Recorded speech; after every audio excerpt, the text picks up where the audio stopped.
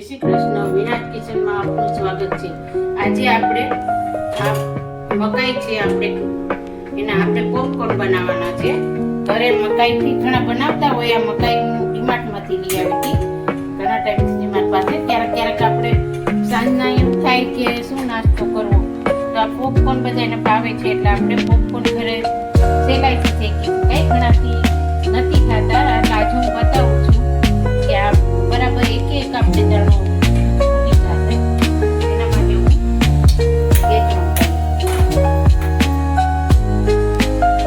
તમે પણ શેકતા જશો, ઘણાથી નથી થતું. એના માટે આપણે થોડુંક જ 1 ચમચી તેલ લેવાનું છે. આમે 1 ચમચી તેલ નાખ્યું છે.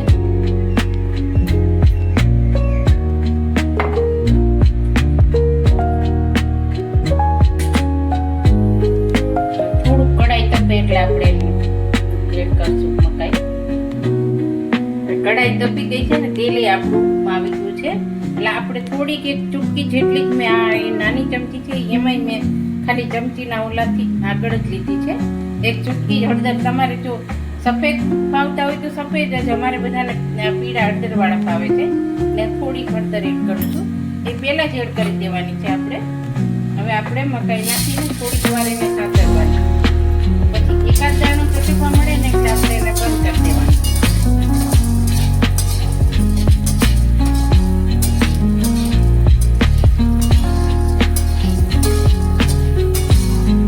એકાદ દાણો ચટકીને ત્યાં સુધી આપણે એને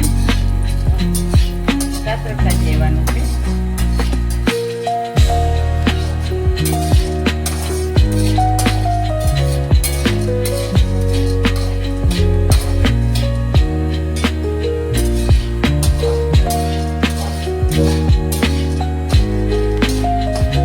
ઢાંકી દેવાનું છે.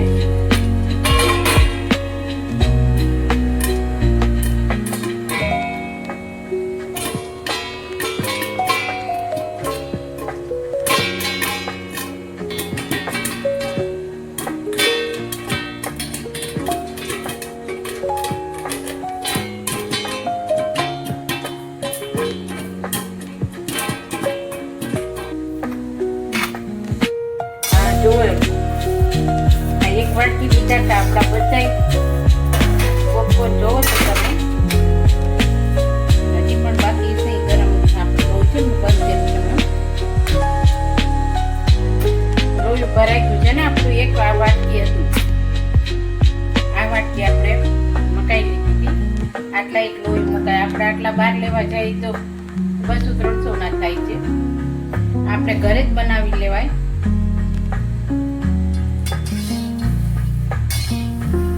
હવે આપણે મસાલો એડ કરશું.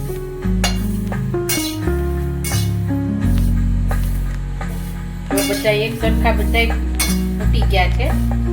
સરસ. અને ઘરે તાજા આપણને ખાવા મળે. આ એનો મસાલો છે. તમે કોઈ પણ મસાલો એડ કરી શકો. મેગી મસાલા, પાસ્તા મસાલા કે આનો મસાલો આવે છે પોપકોર્નનો. તમને જે સ્વાદ ભાવતો હોય.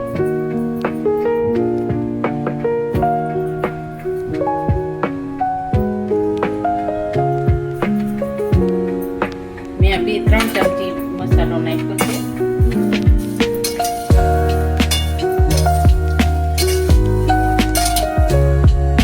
ચાલો બધાય ગરમ ગરમ પોપકોર્ન ખાવા. સરસ આપણા પોપકોર્ન થઈ ગયા છે.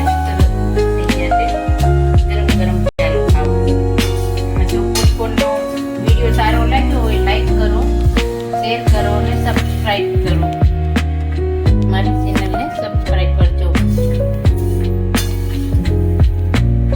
આપણા 5 જ મિનિટ થાય છે. 5 મિનિટમાં આપણે ઘરે આટલા બધા બનાવી શકીએ છીએ. તૈયાર છે આપણા પોપકોર્ન. આ એક મારા બાઉલ ભરાણું છે. હજી એટલા કઢાઈમાં છે. એક વાટકીમાંથી આપણે કેટલા બધા ક્યાં છે પોપકોર્ન. તમે પણ ઘરે બનાવજો.